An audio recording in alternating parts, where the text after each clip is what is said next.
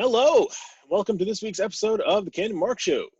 Or how I learned to stop worrying and just call it football. That's right, the show where the opinions are made up and the shape of the balls Does not matter. That's right. I didn't screw up. See, you did. Now you proved me wrong. I will screw up the end, though. Guaranteed. How's the lag on this? No lag so far. Sweet. You're crisp. I'm crisp. I like that. I'm fresh, Crisp and like $1 million in my exactly. all blue chucks. Oh. How you doing? It's been a minute. Man, I'm tired. I'm beat, man. Going back to working 6 days a week. Wow. That you guys still on that? You still have that much to do? Dude, 10, 12 hours a day. Wow. It's ridiculous. That's crazy. I wake up, go to work, come home, and then go to sleep, wake up, go to work. It is 2 days before Christmas. How is your Christmas spirit? I'll be honest, it comes and it goes. It's not I'm not 100% there yet. Mostly because of all the information that's coming in from the outside about that pandemic thing that's still happening and everything else that's still happening. The guy that's still in the presidency is, it's like you have an election, he's not going to be president. It's like they hang around too long. That January 20th shit. No, that's crazy. Shit, we don't need that shit anymore. Make this shit January 1st. Well, why is it not just the next day? In England, the new prime minister. Yeah, it's like boom, you're out. Yeah, you're done. There's no reason for you. I mean, the reason it used to take so long is because America is so big, and news had to get from California to Washington D.C. and back, and we don't have that problem anymore. So why are we still doing it like this? Go down to Cape Horn, go down to south side of South America. It's just silly. It's just stupid. Heard Martin Van Buren was stranded on Antarctica for quite a while. That's why there's that the Van Buren ice floe. It's about ready to break off in Western Antarctica. Well, let's postpone the outside stuff till the end here. Let's go directly to a Whirlwind month in review. All right. Hey, we made it past the doors. Awesome. Oh, this is gonna be a hell of a party. Okay, so we are 7/8 of the way through the NFL season, Ken.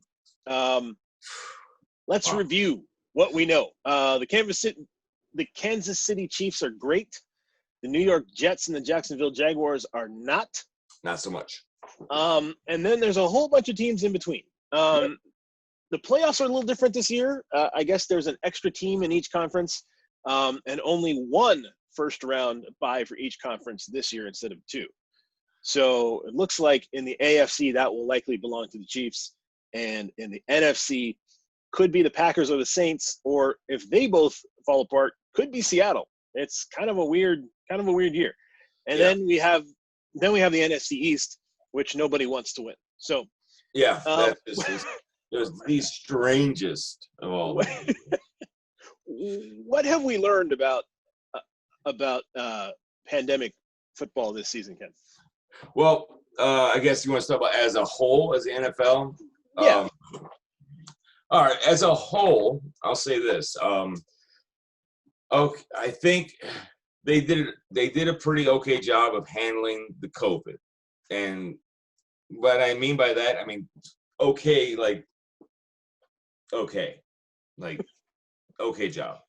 You didn't cancel your season. Okay job. Okay. One thing I'll never understand is they tell us social distance. Yeah. But for some reason, in every sport I see, after games, even with teams that are coming back from a COVID suspension, they had to cancel their game and move it out. When the final whistle blows, teams are shaking hands, talking to each other. Well, Why isn't the visiting team going straight to the locker room while the home team stays out? And then once they're in the locker room, the home team then goes into the locker room. Well, like, why are they letting them mingle? To be fair, you've just spent 60 minutes falling on top of each other and sweating on each other. So what's 2 more minutes?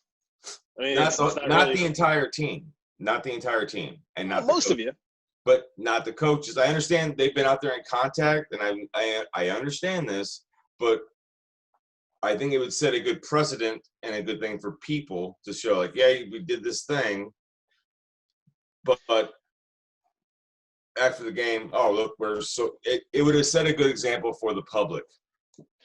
I understand they've been beating each other up and this and that, but I mean, for the most part, I mean, there's not everybody's going out there, and the coach. I mean, I think it'd have been a better thing for them in all sports for after the game, and instead of mingling and talking, is just get straight to your locker rooms. I guess I feel like the thing that we learned about the NFL in particular was that they didn't really have a COVID plan beyond we hope we can play all the games. It was because they really had nothing. They figured quite a few things out on the fly.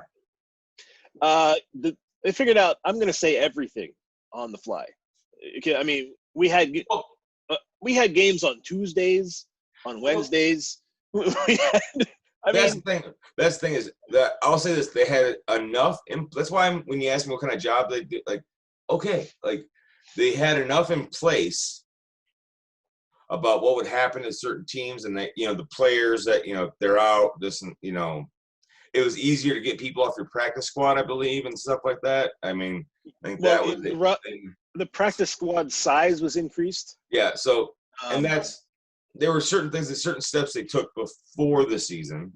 Yeah. I mean, it wasn't enough. I mean, granted, but there were things that are unforeseen. And then as new information about the virus came in, I mean, they did well enough. They still shouldn't let fans come in at all. No. And the Denver Broncos played an entire game without a quarterback. I mean, I don't know. I don't think that's ever happened before.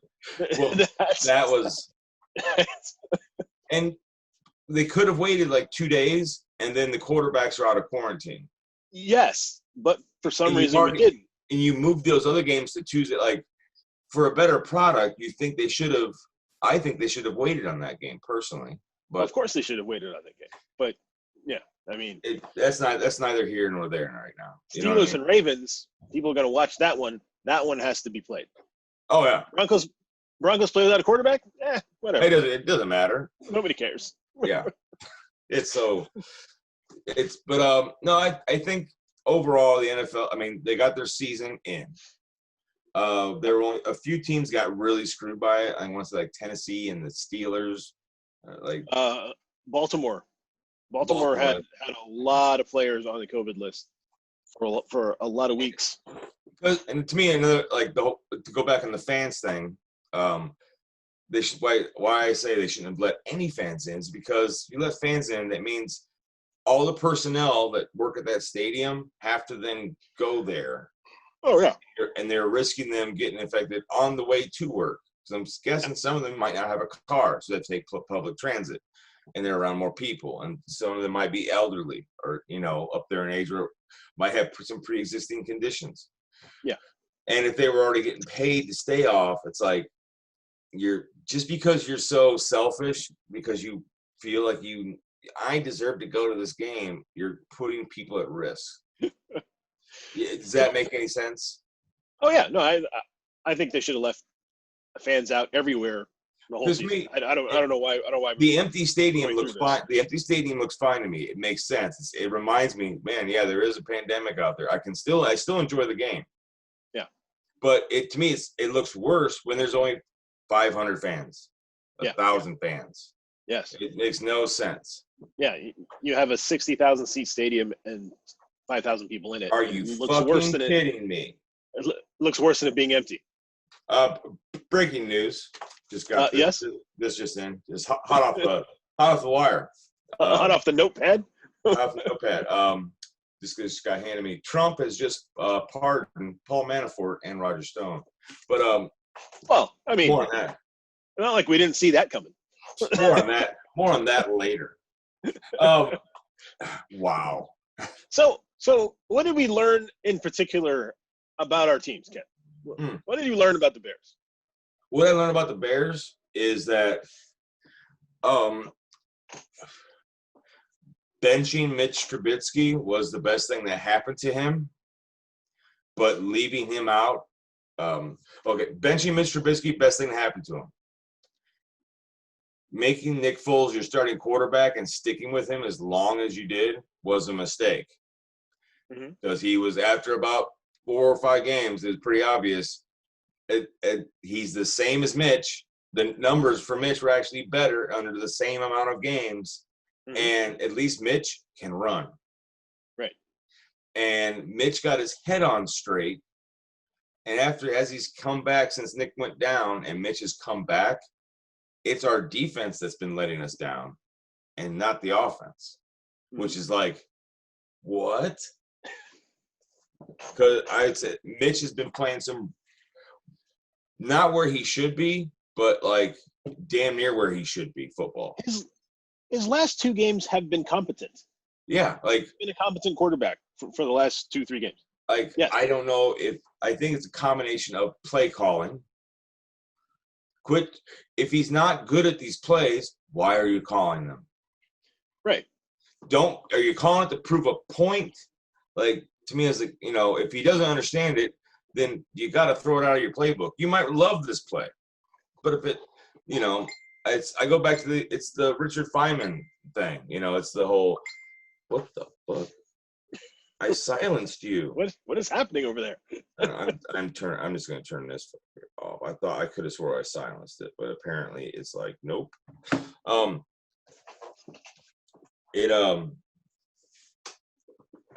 Mitch basically, I believe we could have brought him back sooner. And he learned that, wow, like I really needed to use my legs, using his legs more. Getting him out of a pocket a little bit more. I think it was good that Cordell Patterson got injured or had a little hurt knee. Took him out of the backfield, and we also learned that David Montgomery is good, but what he really needs is to stay in the game and get more than 10 touches. Yeah, he's the kind of running back that classic, almost cliche running back of he gets stronger as the game goes on. Yeah. So you need to feed him the ball. He needs to get 20 plus carries. And as the defensive line wears down, he leads the league in, I said last time, he leads the league in broken tackles, which is not a good stat to lead the league in. That means you're getting hit at or behind the line of scrimmage. So, which is not a good statistic, but use that to your advantage. That's what he leads. That means, okay, he is breaking tackles, quite a few of them at the line of scrimmage. If we can wear them down, come the fourth quarter, we can probably get a good 60-yard quarter out of him, maybe even a touch. And what I've seen is, as they've used him more in the running game, I mean, he set a career high last week against Minnesota, 150 some yards or something like that. Do you happen to know who is second to David Montgomery in broken tackles? No. Dalvin Cook of the Minnesota Vikings. Wow. I think I'd say that this is a shame of a year. The Bears should have made the playoffs. With the start we had, I think losing the way we lost to the Detroit Lions, where I turn around thinking the game's over, and then I go get something to drink, and then all of a sudden it's just gone. That was a bad loss. Did we just lose how did we just lose a 10-point lead in the last 5 minutes to the Detroit Lions? Yeah.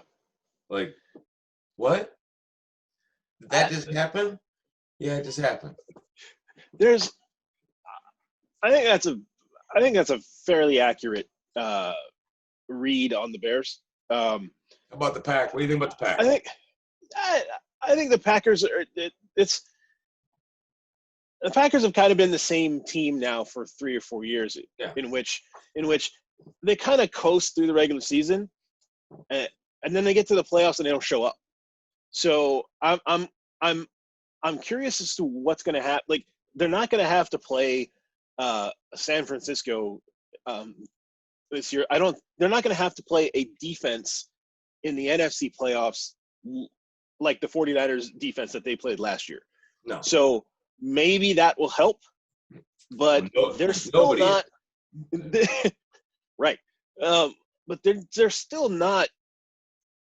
They're not as consistent as they need to be to win playoff games. Aaron Rodgers isn't really good, but did you say he defense? isn't?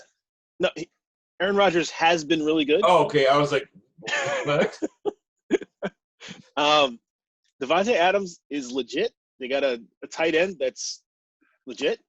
They have some semblance of a running game. Yeah, Aaron Jones. Is it Aaron Jones? Aaron Jones can carry a football. He's more than legit, man. Yes. Like Aaron Jones can carry a football. I mean, he can carry it, and catching the ball out of the backfield has been. Yes. I mean, Aaron Rodgers has been looking for that guy, a guy that he can actually just dump it off to for years. Do I trust the Green Bay Packers in the playoffs? I don't know. Do I trust them more than the Seahawks? Absolutely. I don't know what Seattle is right now. I don't know. They started the season with a terrific looking offense. That offense was unstoppable. And then all of a sudden, Russell Wilson started throwing interceptions. Yeah. And a lot ever since then, a lot of them. And ever since then, that offense has kind of ground to a halt. And we're back to a situation where the defense is carrying them again. And if they could ever just figure it out, put it all so they could have a good offense and a good defense at the same time. Because even this year, when the offense was great, the defense was awful. They were giving up the second most yards in the league. Oh yeah, it was like they were on pace for a record for yards allowed. Yeah. And now they have an overall rank like second in the league defense, and the offense is 26, 27. It's terrible. Yeah, what is that all about? I mean, it's like one thing. I agree with you on this. I trust Seattle more than the Green Bay Packers and I agree with you on this. The Green Bay Packers, it's like we've seen this 1,000 times. 13-3, 14-2, 12-4. Like win the NFC North, go to the playoffs, and then in a playoff game at Lambeau and blow it. And what are you gonna do? It's right. It's raw right there. Like I don't know how many times that we've seen this movie. Aaron Rodgers is having an MVP caliber season. If their defense is just good enough, they just need to to manage the game, and Aaron will get you 24 plus points, and everything will be fine. Aaron, they're going to Super Bowl, they're going to win it, and then they just lay an egg either the first or second game out. I mean, how long has it been since they've been in the NFC Championship game? I mean, yeah. Wait, or did they go last year? No, I thought San Francisco was that the NFC Championship game? Was it the NFC Championship? They beat the Packers, but I don't remember it. If it was the NFC Championship. I don't think it was. It probably was, but to me, it's like Green Bay is just one of those teams that's just. I think they are much improved from last season. Yeah. Even wasting that first round pick on Jordan Love or whatever. Yeah. Rodgers is playing better. The team is better. I wouldn't. But the thing with the Packers is every year I'm not surprised if they make it to the Super Bowl because of how good the team is. But I wouldn't be surprised if they go out in the first round. That's to me. That's the Packers. And that's who they've been. Seattle, you can usually count on win the first playoff game, and then after that, it gets sketchy. Then it's a crapshoot for that. But Seattle, they're a different. They've got experience winning playoff games. I mean, throughout their history, not so much, but under Pete Carroll and Russell Wilson together, they've been in the win Super Bowl playoff three games. times. Yeah, I mean, Super Bowl 3 times. they win. They win themselves in playoff games. They surprise people. And I think what happened with the Seahawks this season was Russ was cooking, and he was cooking, baby. I mean, people were ordering number 3, boom, order up. What do you want, DK? Oh, here you go, baby. You know, everybody. He was just serving them, and then he started running out of supplies and just like, oh man, just putting stuff together, and it just started, not working, and basically needed to shut down shop for a little bit and resupply. But that's where, like, Pete Carroll, the way the Seahawks used to play with the run the football, play good defense, and then use Russ when you need to. Like, what they should have done is let Russ cook with Pete Carroll ball. There's a median in there between those two that takes Seattle to the Super Bowl. And me personally, I think 3 things happened. I think losing every running back on the roster for 5 weeks out of the season didn't help at all. And then I think after a lot of teams got torched in the first 6 games, they decided, all right, we're just going to leave 2 high safeties in the game, and we'll make them force those deep throws. And that's when Russ started getting picked off a lot. Yep. And they never adjusted to, okay, if we can't go deep, we're going to go mid-range crossing routes under the safeties and take what they're giving us, and they never did that. Yeah. They kept trying to go deep, and Russ kept not checking the ball down because he wanted to go deep and it wasn't there. And he was taking sacks and interceptions and all that stuff. And that's what you don't want to see, because what you want to see is a team adjust. Right. And that's coaching. That's coaching. Right. Just because if I'm a quarterback, if I'm Russell Wilson and I can bomb it 70 yards, I want to throw it 70 yards every play. I want to call everybody on a streak, just go deep every play. Right. But no, that's where a coach steps in. Is like, no, we have other routes. We have other players. It's not just you and DK playing catch out here. Okay? Let's just calm it down, buddy. Or put DK in the slot and let him run mid-range routes under the safeties. What? That's crazy. That's crazy. Instead of a 30-yard gain, you get a 12-yard gain, but that's okay. 12 yards is good yards. Oh, yeah. How are the running backs doing? Are they healthy now? What's your running back situation? They are both back and healthy now. So Carlos Hyde and Chris Carson are both back and healthy. To me, that's going to be key. If Seattle can balance out their offense. Yes. Because if Seattle figures this out, run the football enough to bring a safety up, or at least where they have to respect it, and then play action opens up, or at least allows you to maybe don't even need play action, just run the ball effectively, and maybe it doesn't even have to get you a lot of yards, but at least to where they can't just bank on just leaving 2 safeties up. They got to have one close to the box and paying attention to Carlos Hyde to where you can go deep. That's how it works.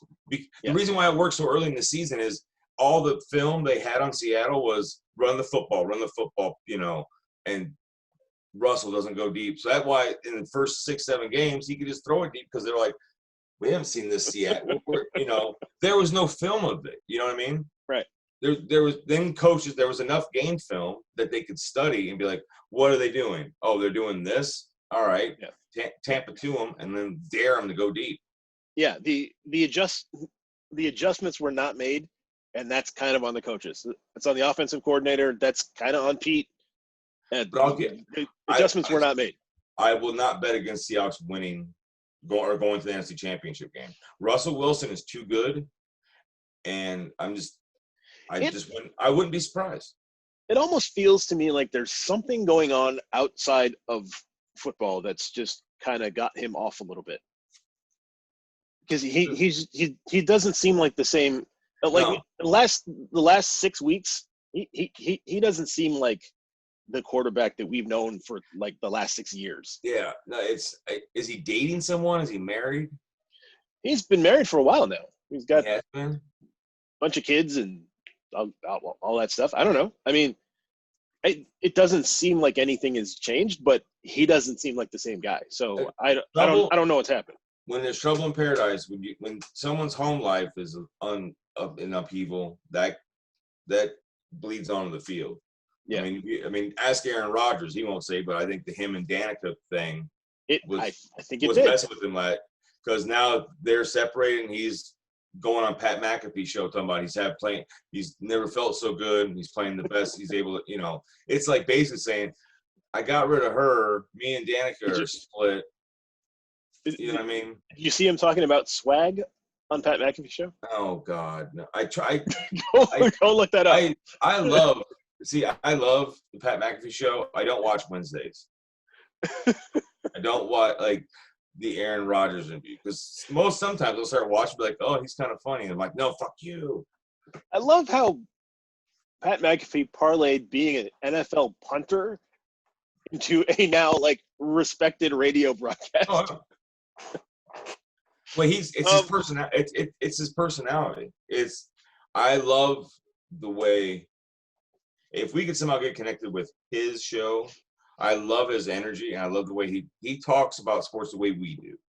Uh-huh. It's like he's got that player perspective of it. Yeah. So, give me your conference championship game predictions here. Ooh, conference championship game predictions. Wow, this is when the AFC, if it can happen, I'd like to see Pittsburgh and Kansas City go at it. Mm-hmm. I think that would be a good AFC championship game if it lines up with the way the seeds are and stuff. And then Kansas City to go to the Super Bowl. In the NFC, Yeah. See, I can see anybody winning the NFC, but I'll say I agree with you. Green Bay, Tampa. Tampa goes to the Super Bowl. Interesting. So you've got a Tampa, Kansas City Super Bowl. Tampa, Kansas City Super Bowl. All right. I'm going to say for this reason. Yeah. It's one, Patrick Mahomes, Tom Brady. Patrick Mahomes in Kansas City, is just a juggernaut. I don't see the only way that they will beat themselves. Someone won't beat them. It's like they'll turn the ball over. It'll be fumbles, not interceptions by Mahomes. It'll be like fumbles by wide receiver. It'll be something silly. Yeah. Pump blocks or something crazy. Right. That's how they'll get beat. But I don't see a team but there's been lately since the team's going toe-to-toe. Even when you go toe-to-toe and you think you got them shook. You don't. Mahomes just goes, all right, I'm done with this, and just throws a touchdown. It's like he can just say, all right, are we done? I'm throwing a touchdown. We're just going to win this thing. And they do. So that's why I'm picking Kansas. And then Tampa, I'm not going to be stupid and bet against Tom Brady. I know they're up and down right now, but they were down against Atlanta, and I think they saw everybody getting ready to chomp at them, and then they just blew up for 40 points. And I'm not until Tom Brady really gets I just don't. He's going into the playoffs. I'm not going to go against him. All right. I'm in the AFC. I'm going to say it's Tennessee versus Kansas City in the AFC Championship game. I think Ryan Tannehill has played good enough football for that team to go deep into the playoffs. Which I didn't think I'd find myself saying that sort of thing. But he has. Adam Gase is a horrible coach. Adam Gase should be kicked out of football. He is a virus. He makes people worse. He does. Look what he did. And he's in Miami. Ryan Tannehill forgets how to play football. Right. And then goes to Tennessee, and now they're a powerhouse. Right. Yeah.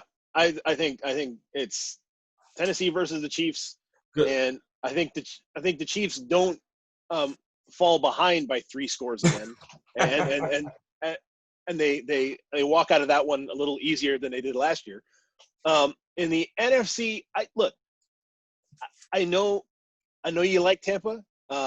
Tampa will not get to play the Falcons in the playoffs, so they won't be able to come back from 28-3 down again to advance in the playoffs. So that team is too streaky. It's Jekyll and Hyde, man. It's Jekyll and Hyde.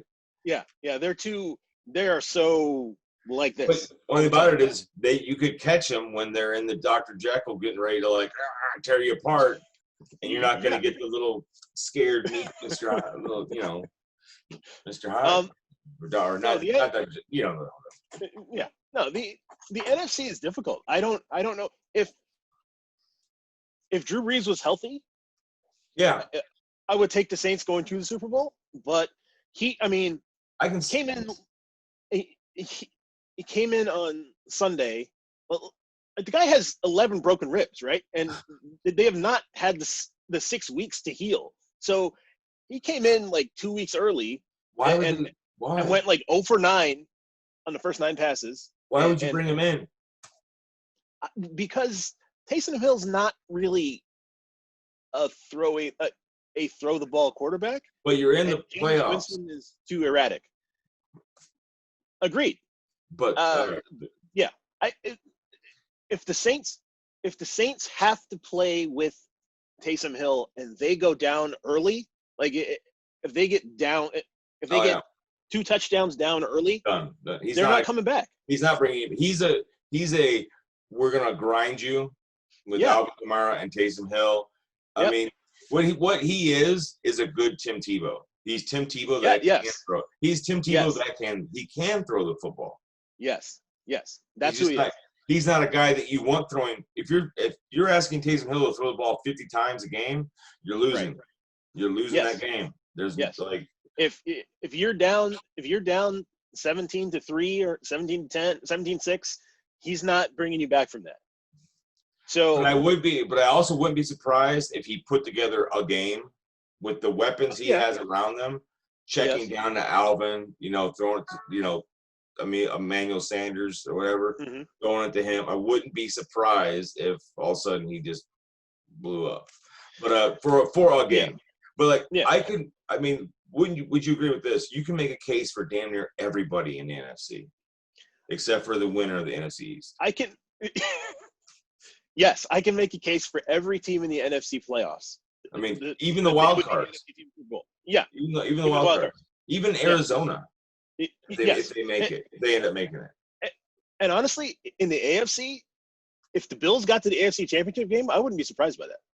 Oh, actually, the Bills they're good. All right, pick a sleeper playoff team. I don't know if the Bills count as a sleeper, but if they do, they'd be my sleeper. I'd say the Bills count as a sleeper because what have you done for me in the last 20 years? Nothing. Yeah, it's been 20. This is the first year in 25 years. Yeah.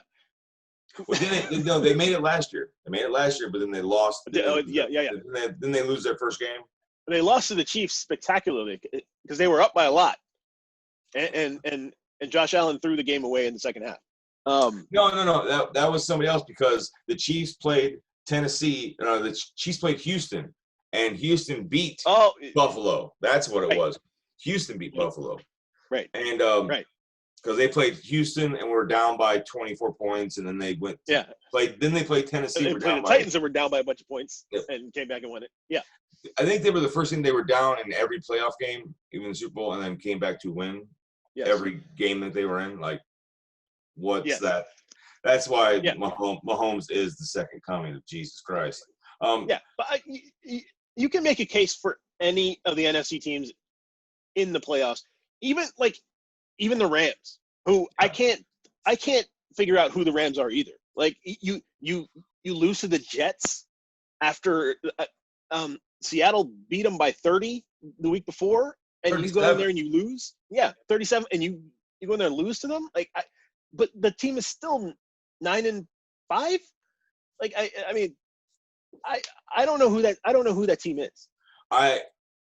To me, the Rams are going to lose their opening game, whoever they play. They are too weak-minded. I don't think they have the strength of character. Like I don't think their quarterback is very good. No, I think it's all mental with him, and I Yeah. think he has to have a lot of confidence. And he's got to have a lot of confidence, and that comes with him completing those deep balls. He wants to go deep a lot. And I just think his confidence is shook. It's starting to come back. You see it.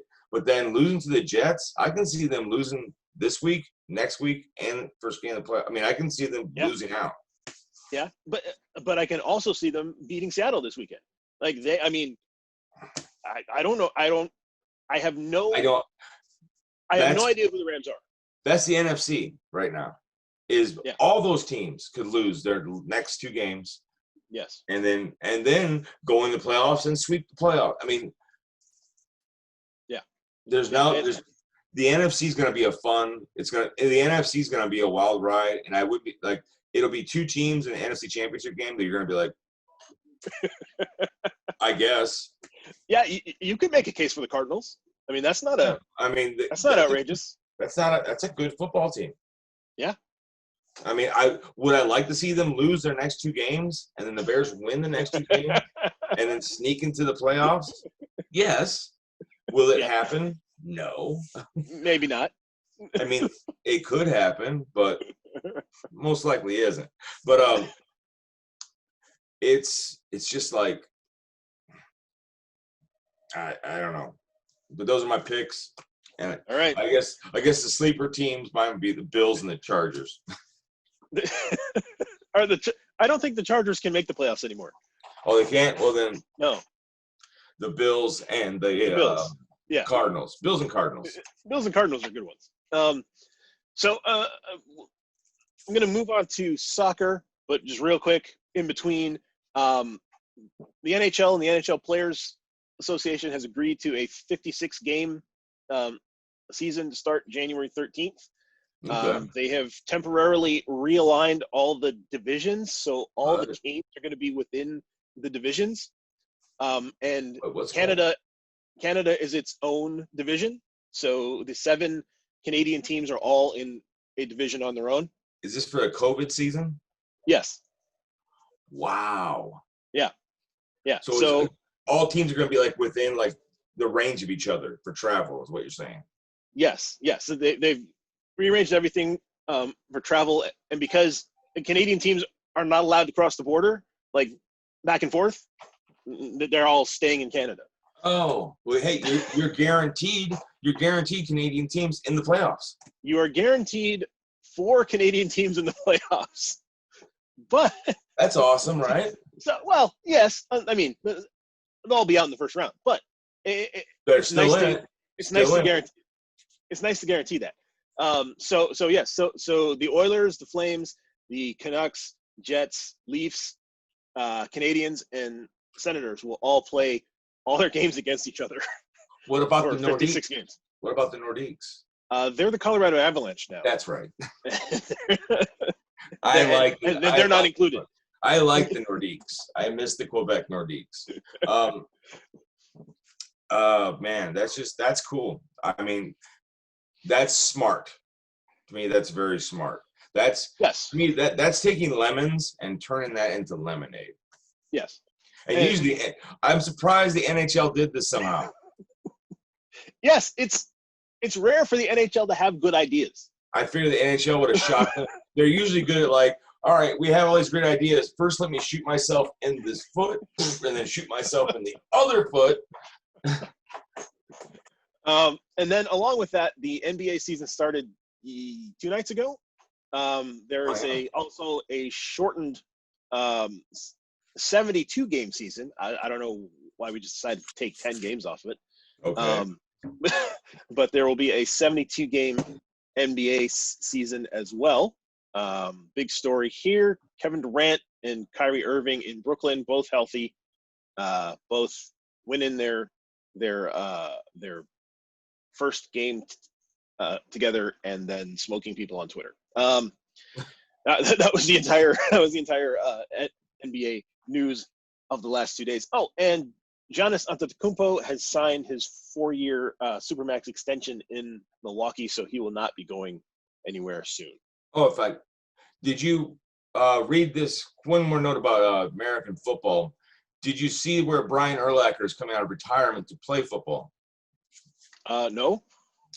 Okay, get this. One of these clickbait articles comes across my feed. Brian Urlacher coming out of retirement to play football. Okay. Now, I've got to click on this because then like underneath it where it starts the story, like the one little sentence or 2 sentences, you can see. Yes. No, he's like, we are. He's like I said, like we are for real. He's going to play, put on pads and play football for, and then of course it's like, God damn, I gotta click on it. Apparently, there's this, which I hope to God it doesn't catch on. But then part of me is kind of like, you know what, the NFL, you're kind of a capitalist douchebag. So I'm torn here. Basically, it's this: he's going to play for something called the. I forget. Let me see if I can find it real quick. Ooh, because I want to get it. I want to get it right. Let me just pull up the story real quick. Brian Urlacher playing football.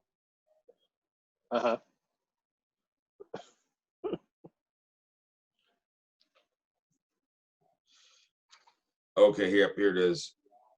He could be playing pro football again very soon. All right, Brian Urlacher, pro football Hall of Famer.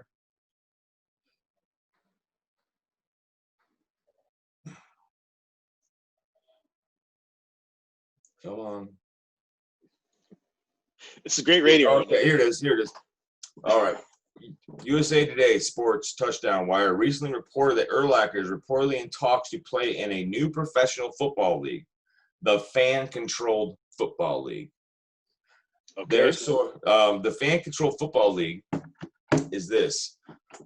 It is a league owned by fans. All the teams are owned by fans. The fans choose their head coach. They choose owners. The fans choose the players. The fans call the plays. The fans. It is basically fantasy football, but playing with the. So it's a live version of Madden, is what you're saying. Yes. Okay. With busted toys. This is not going to work. It's insane. What's the thing?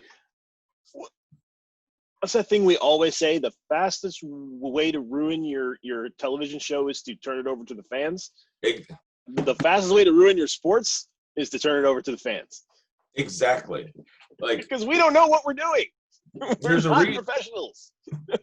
Because what makes me laugh is when I think about it is what the fans will do. The fans control teams. Eventually, what one of the teams will do is like, hey, why don't we just pick? We were having too many of us make the calls for the plays. Right. Let's just pick one guy. Let's just pick one of us to pick those plays. Then maybe we can have one other person that maybe he just calls the plays for the offense, and then we can have one other guy. He just calls the plays for the defense. Yes. See, that's how and we're they just do basically turn it in back to regular football. Is this supposed to compete with the revamped XFL under Dwayne "The Rock" Johnson? I have no idea what this is supposed to. I need more information on it, but it's like when I heard about it, I'm like, this is the silliest. I mean, God love him, but this is so stupid. This is like it just sounds like to me someone needs to launder a lot of drug money, or a terrorist organization needs to launder money. Yes. So you need to do it through American banks. So let's create this crazy league. And you're basically going to hide a lot of things on contracts or whatever, where this one actually has to go through this channel, and it's going to end up in a bank account of a terrorist or Mexican or Colombian drug cartel. This is a gigantic money laundering scheme. That's all it is. That's what it's, or a tax write-off, or this. It doesn't. It's too goofy to. I mean, it has to be a scam, right? Yes. It sounds like a scam. It's like yes. It sounds like, but in this day and age of stupid ideas, I mean, whoever came up like the money laundering part of it is smart, because this is such a silly idea in the day and age of the internet and fans thinking they know everything. Oh yeah. That this, I'm gonna check it out. I want to see highlights. I want to see how. You probably have to have you'll have to have a Bitcoin account in order to be part of the team. Oh yeah. No, this is this is 100%. That's what total scam. When I thought about it for a second, that's what it sounded like to me. It sounded like a total scam. Yes. And can I do one last football news? It's part of my own. Yeah.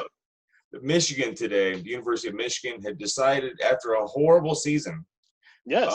Apparently figured out their problem was the defensive coordinator. They have let go of Dan Brown, a defensive coordinator for the last 6-7 years. I don't know, has given Michigan top 10 defenses every single season, has put out first-round draft picks to the NFL every single season, has a weird COVID season where coaches can't talk to players, coaches can't be with players until game day or some shit like that. Their meetings before games is done over Zoom. So he couldn't really coach this year, but he was to blame, not the offense and Jim Harbaugh. I kind of feel like Jim Harbaugh is the John Gruden of college football.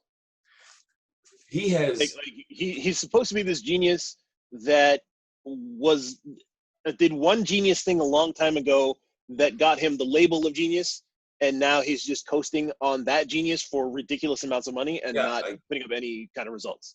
He has yet to find us a quarterback since he's gotten there. Right. A quarterback. We have yet in the 5 years he's been there, we have yet to have a standout quarterback.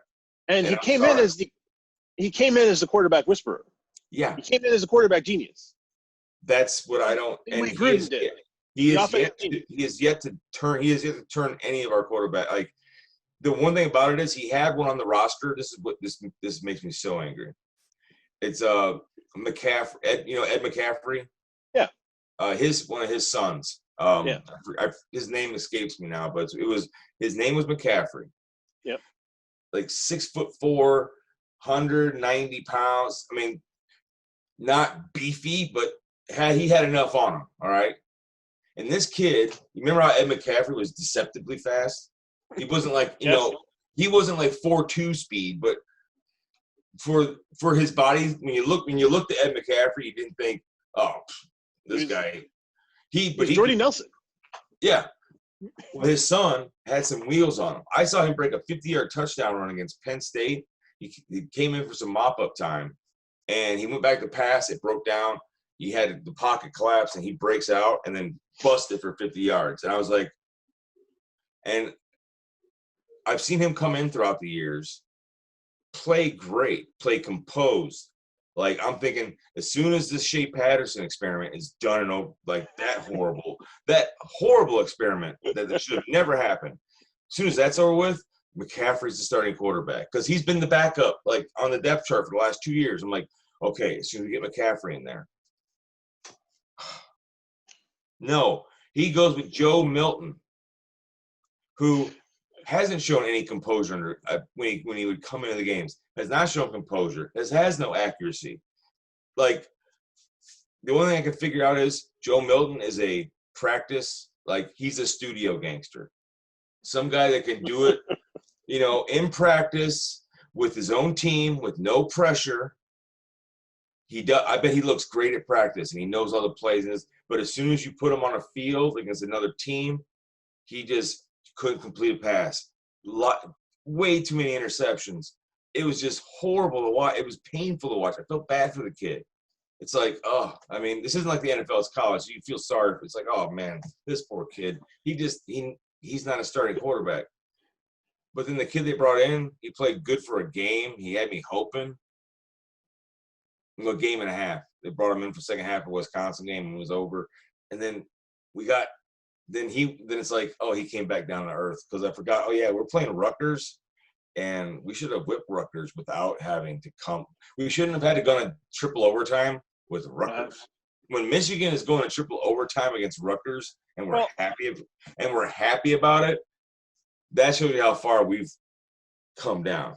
Now, granted, we did graduate 20 players, and we put like 11 people in the NFL. Our entire offensive line was like our entire offensive line went to the NFL, so we had to get 5 new starters. But that's where coaching comes in, and the only thing I can think of is, all right, we had too many people to replace, and without being able to talk to the kids and actually coach them, that's what hurt us. But but personnel decisions by Jim Harbaugh, horrible. And getting rid of Dan Brown is going to set us back on defense. I'm sorry, one season does not make a bad defensive coordinator. His resume of top 10 defenses every year he's been there. One bad season and all of a sudden you're throwing him out. Stupid. I just want to just my only comment on college football this year. If you needed any evidence, any further evidence of how college football is not at all about academics, is entirely about money. The Big Ten, before the season started, formulated a rule that said you had to play 6 games in order to make it to the conference championship. And then when it looked like Ohio State was only going to get to play 5, they just said, oh, forget that. Never mind. Yeah. We didn't mean to make that rule. Don't worry about it. And they threw it out the window. And Ohio State makes the conference. So, that's – it's because it's the Buckeyes. Like college football is if I guarantee this year, if year in particular, if Indiana, if they wouldn't have lost their quarterback and would have finished the season, Indiana was playing great football. If they don't lose their quarterback doesn't get injured, I think they might hold it. But since Ohio State, this year in particular, college football has been just it's a joke. A joke. Joke. Yeah. Quick note: for the first time in history, a major television network will televise women's hockey league playoff games. What? BCSN will televise the NWSL playoffs this coming February. So good for them. We say the NWSL? Sorry, NWHL, National Women's Hockey League. Wow. Yes. I didn't know there was a National Women's Hockey League. Well, it's tricky because there wasn't, and then there was, and then there was 2, and then there was 1, and now it's complicated. So basically the same thing that happened with women's soccer. Yes. We created a league. We tried to make it too big. Oh. It didn't work. So we shrunk it down. It was okay. Then we decided that we needed competing leagues. So there was a Canadian league and an American league. The American league folded. Everybody folded into the Canadian league. That came over to America. It's just a whole mess. But hopefully with a little bit of TV revenue, it will help them sort of get things sorted out. Maybe. Who knows? It sounds silly, if you ask me. It's difficult. Okay. Soccer. Yes. We've been doing this for a while here. Okay. Soccer. Okay. So we are in the festive fixtures period in the EPL. Ken. The table is sort of normalish, kind of. It's starting to come back. If you wanted to, we could throw this out as an NFL thing, and then let's see how it goes. Okay. All right. Yeah. Let's see here. So, Liverpool at the top. I think Everton's up there. Tottenham's up there. Oh, you got it. I know the top 4. Liverpool's at the top. Liverpool at the top. Leicester is 3 points behind them. Then you got United is 5 points, and Everton is 5 points. With United is in third, Everton's in 4th. And Tottenham is pretty close. Tottenham, they fell down the table. Tottenham's in sixth. You got Chelsea in fifth, Tottenham in sixth. Yeah. And then basically what's crazy is you got another year where between excuse me, basically between third and 11th, it's 6 points. Yeah. So yeah. two games, Wolves, you're in third, 2 games, lose. United. What's been happening is teams will win, they'll string 2 or 3 wins together, and they'll jump up, but then lose 2 games or tie a couple games, and you drop back. It'll level itself back out. Points are being dropped all over the place. Manchester City, Man City can't win a game. Like they've drawn more games this season, I think they have, than they have in the last 2 or 3 combined. Like 5 draws so far. It's insane. This is to me, this is what the Premier League has been wanting for ages, and it's finally coming to me. This is what's coming to fruition right now for the Premier League is what they've been trying to do with the influx of cash and the big money contracts from TV. Teams have finally started. They've invested. But some of the investments are starting to pay off. Mm-hmm. Teams are starting to get good coaching.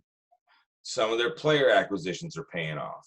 I mean, look at Everton getting Carlo Ancelotti. He's really got that team playing. They had good players already there. He gets there. He brings in names like James Rodriguez. I forget the other two. Bernard. James Rodriguez has changed that team. The way that team works because of him. And to me, what a guy like James Rodriguez does, even though he's 31, he's still good. He's still damn good at football, and he's proven it by his play. I mean, but what he does when if you're Everton player, you're already there. James Rodriguez walks in your locker room. He raises the bar for what the team does on the practice field and on the field. How when a guy like that walks in your locker room, you think about your team differently. It's like, it's not, oh, we're silly Everton. It's like, there's Carlo Ancelotti, Real Madrid manager, Chelsea man, championship winning manager. Mm-hmm. And there's Carlo Ancelotti and there's James Rodriguez. Well, I think we're, they're starting to believe in us. Like, so the guys are playing. I mean, I wouldn't say they're punching above their weight. They're starting to play to their talent level. Well, and that's, I mean, we've said that a lot on this show. But the problem with Everton is that they're underachievers. It's not that they don't have talent; it's that they're underachievers. And what James, I mean, you can see it on the field. Like, no, he's making passes that Everton's other midfielders never saw. Yeah. And that's what's getting. I mean, yes. Calvert-Lewin's having a great season. Richarlison is playing like the guy they knew he was going to be. Yep. But it's James Rodriguez orchestrating the passes on the field, and it's Carlo Ancelotti finally giving them an identity. This is what we're going to do. This is going to be the field general, and he's going to run the plays. And it's working. Because Dominic Calvert-Lewin, I mean, basically with him, what he's finally getting is the service he's needed, is accurate balls in the box. Right. Because he could scrap 10 goals a season, but the balls would be over here, and but now they're coming right, they're floating right in, and he can do his thing now. Right. I mean, so that's where Everton is. They're playing to their strengths, and their strengths are actually showing up. Then a team like Chelsea, Frank Lampard's got Chelsea. I mean, how much money they've got the players. Tottenham, Jose Mourinho. I mean, I wish he wouldn't park the bus. He's almost too cliche right now, getting a goal and then parking the bus right away. It's like, dude, let him play a little bit more. I mean, Son and Kane are a 1-2 punch that he needs to let him ball. park the bus, but let those two guys off the bus at least. But it's year 2 of Jose, so at the end of next season, it'll be time for him to move on. Yeah. So, but yeah, if they don't get something out of this season, if they don't get some sort of silverware, Tottenham will be next season. It's just gonna fall apart. Yes. That's Tottenham. Then you got Southampton. They're finally refilled their cupboards of great young talent. Yes. Which I'm sure Liverpool has already scouted who the players they'll buy this offseason. That's what we do. Manchester City in 8th. Well, we already know they've got plenty of talent. It's just what is the problem at Manchester City right now? The problem at Manchester City right now is Pep. I think he's not turning that team over enough. There's not enough players going out. Yeah. And that, you keep the guys what you do is you keep the superstars that love Manchester, they love the club, that you got to get a feel. I know all their superstars, they're not homegrown players. Right.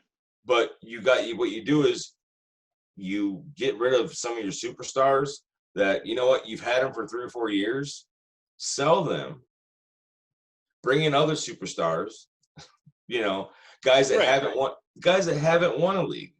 Right. What they got is they have too many guys that are content because they've won all these things. Here's the only thing they haven't won, what they get up for is the Champions League because they haven't won it. Yeah, a couple things that I've noticed in watching their games. Gabriel Jesus is underachieving. He should be better than he is. Kevin De Bruyne looks like his mind is somewhere else because he's getting a lot of chances. He's just not putting the ball in the net, and that's a mental thing. But also, Kevin De Bruyne, he spoiled us on. We have to remember he's a midfielder. Yes. He's not a forward. That's yes. That's for Aguero and Jesus and other forwards to score all those goals.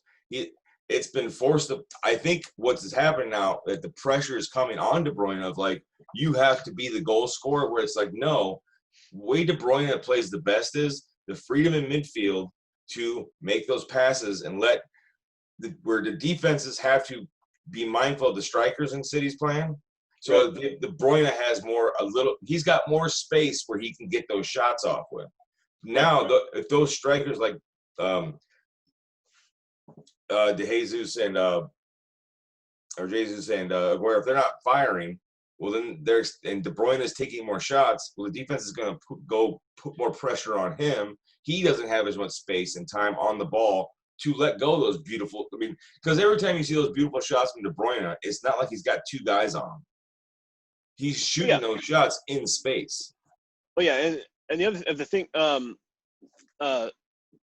Sterling is also underachieving, and I think that because Aguero's been hurt and because Jesus hasn't been performing, now all of a sudden everybody expects Sterling to be putting the goals in, and we know that he's a much better player when he's not expected to carry everybody Sergio, than when he is. People understand that Sergio Aguero carries that team. Yes. He is the goal scorer. Yeah, he is Manchester City. He's, to me, what Sergio Aguero is, he's the guy you keep there. And guys like Jesus, Gabriel Jesus, you let him go. If they're 2 seasons of not performing well, tell him, bring in. Why isn't the guy that went to Chelsea came from Red Bull, Timo Werner? Yeah. And City should have sold Gabriel, brought in Timo Werner should be playing there. That's what City did to build the team to become this great team. But then all of a sudden they stopped doing it. It's no, you got to keep replacing parts. You got to keep getting hungry guys in there to keep going. The one guy that's over performing there so far, Riyad Mahrez playing a lot better than he has any right to be playing. And he's getting more chances, but not enough chances. He should be starting week in, week out. Yeah. The way the goals he's been putting in. Yes. For me, the story of the season so far is Arsenal again. Wow.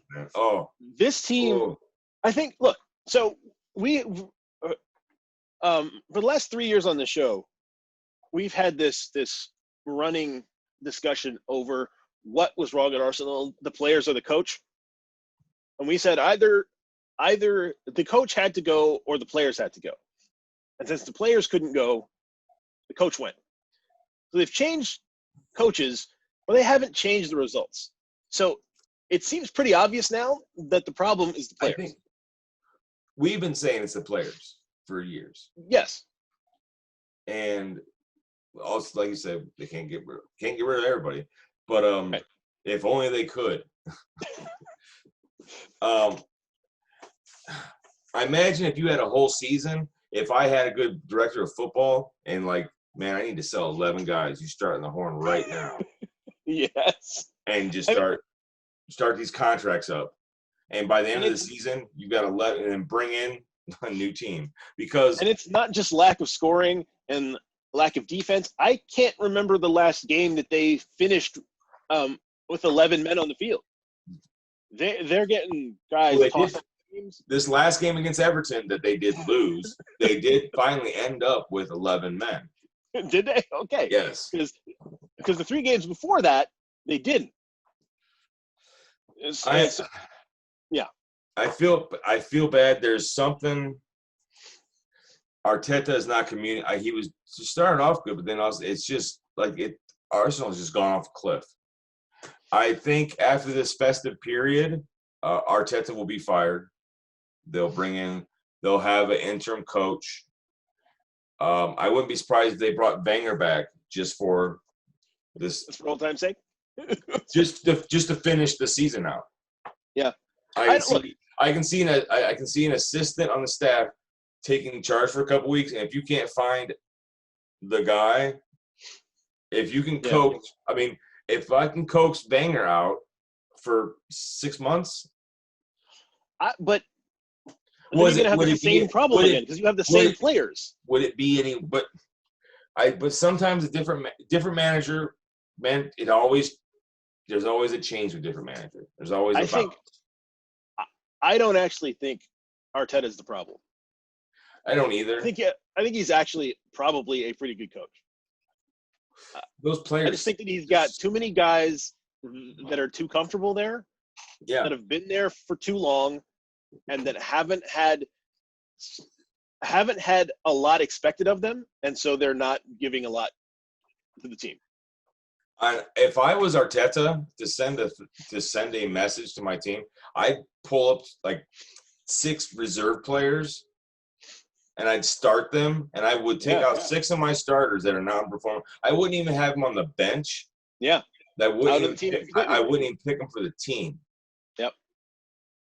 I maybe even play them in a reserve game just to be like, look, you know what it's a privilege to play in this league. Yeah, the players on that team are just not. They're not. They don't. It looks like they don't want to win. And it's like they don't even care to be there. It's like there's a lot to be said about. Do you care about this club? Do you care about this team? And if I was a coach at this point, if I was Arteta, I'd be like, you know what? There's no amount of formations. There's no amount of coaching I can give you. You guys are professional football. You guys know how to play football. Right. You have to want to. You have to want to play it. Who wants to actually go out there and fight and win a football game? Right. And if you don't want, like Lacazette, Aubameyang, there's kids down in the academy who are chomping at the bit to be up here. They would love to be up here. I guarantee you there's 2 strikers in their academy system somewhere that would play just as well, if not better, that you could put in right now. Yeah. No, there is something desperately wrong with that team. And I don't I don't think a manager is going to fix it. And Chelsea looking like geniuses getting rid of Willian. I thought Willian would at least kept being Willian. I thought so too. I mean, he's not that old. He's 29, no. 28. I mean, he's got good years left. Did Chelsea see something in his attitude that said, get rid of this guy right now? I don't know. I think the issue at Chelsea is that they have so many players that need to get on the field that and a lot of that talent is younger and in his position. Exactly. And so what do you do? To keep them happy, it's like, all right, we just paid a lot of money for these new guys. Right. Willian, thank you for your service, but sorry, bro. Yeah. Yeah. I think that's how that kind of went down. Arsenal, you brought this on yourselves, so. Yeah. Okay. Oh, Leo Messi scored his 644th goal for Barcelona. Tying Pele for most goals with a single club. Yeah. 15 years. I mean, we say this a lot, but I don't know if we truly appreciate it. We live in a period where we get to see Cristiano Ronaldo and Leo Messi play football at the same time over their whole careers. I mean, both of them in their prime at the same time. Yes, and for so long. Oh, their longevity should be illegal. Yeah, it should be illegal what these guys have done over all of these years. Yeah, it's incredible. The amount of goals. And what's really sad is I think Messi is gone after this season. I think so too. I think this is his last season in Barcelona. Yeah. Which is sad. I mean, I would love for him to start there and retire there and be there his entire career, but they have messed things up so badly on the management level that I don't think he wants to be there anymore. No, I think they're not. I mean, have you seen that? I haven't seen the table lately, but when I saw it a couple weeks ago, it was not. Barcelona is in 5th. I mean, a couple weeks ago I looked at it, they were in 9th place. And they have a lot of injuries too, so that's hurting them a little bit. And they are climbing back up. They're only 6 points back at the top. So the other teams have not taken advantage of them being injured, right. And plus they have a game in hand. So right, and it's just ridiculous. But I think he's done with Barcelona, unless it would take some major changes. But it would take changes at the board to get him to stay there, and personnel. And that seems unlikely to happen. Because is this weird? Or is this does it seem like Barcelona hasn't been bringing in the caliber of player that you're used to Barcelona bringing in year out? I feel like they've been missing on their scouting. Like they've the last two seasons, the guys they paid a lot of money for just have not panned out. No, they signed players that they thought would be great, but it hasn't worked out that way. And so they're kind of in this hole. And it's put more pressure on Messi that you have to, at his age, we're Ronaldo at Juventus. There's so many great players around him that he can kind of coast a couple games, right. even rest the game, right, and then come back and be his normal self. Whereas Messi, they're depending on Barcelona. I know we've always said, well, they go as Messi goes, but more so now than ever. That this team will only go as far as those little Argentine legs will take them. And he's what, 33, 34? Yeah, right? He's in the stage of he's in the LeBron James stage of his career where he needs another superstar to carry it when he needs a rest. He needs another Suarez and Neymar signing. the caliber. He needs two young guys that can just ball out. And actually, if you want to know where I think he goes next season, I think he goes to PSG. Really? I think he liked playing with Neymar. Neymar wants to play with him again. So and PSG has the money. So I can see City or PSG, but City only if you make the Champions League. Right. City outside the Champions League has no shot at him. But I think he wants to go someplace where he can enjoy his football again. And I think I think you're right at Paris, because if Messi goes to Paris, look, all right, no offense to our French watchers, but your league isn't that tough. It's not. Let's just say Messi could coast for half of those games. Yes. Especially with the rest of the talent. If not 3/4 of those games. You're basically bringing in Messi to win the Champions League. Yes. And which you haven't been very good at doing. With that team, you put Messi in it, you're winning the Champions League. Yeah. With PSG's team, you're winning. It's a foregone conclusion. Next year, if PSG signs Messi, just hand them the cup, put their name on it. Put their name on it. Barring injuries, I mean, he's the kind of signing that takes PSG over the hump. Yeah. Even at 34 or 35 years old, just his name recognition, what he would kind of what James did to Everton, it would make them legitimate. The guys would feel legitimate with Messi. With Messi there, it makes PSG, the players, feel like a legitimate football team. Like when PSG were play Real Madrid in the Champions League, they feel like we're on the same level as you. They play, Juventus, we're on the same level as you. They're because PSG, let's be honest, they're new money. It's a team of they're a team of mercenaries put together. Yes. But you put Messi on it, he changes. Just like we're talking about James and Everton, he would change the whole culture in that team. Yes.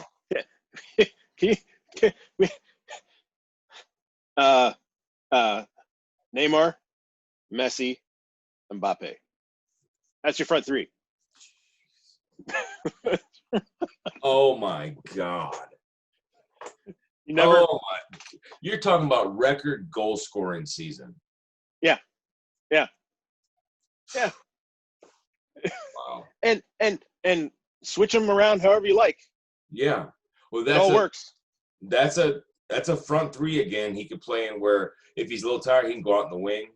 Yep. He could go back to his false 9 spot. Yep. Kind of feed it out to him. Yep.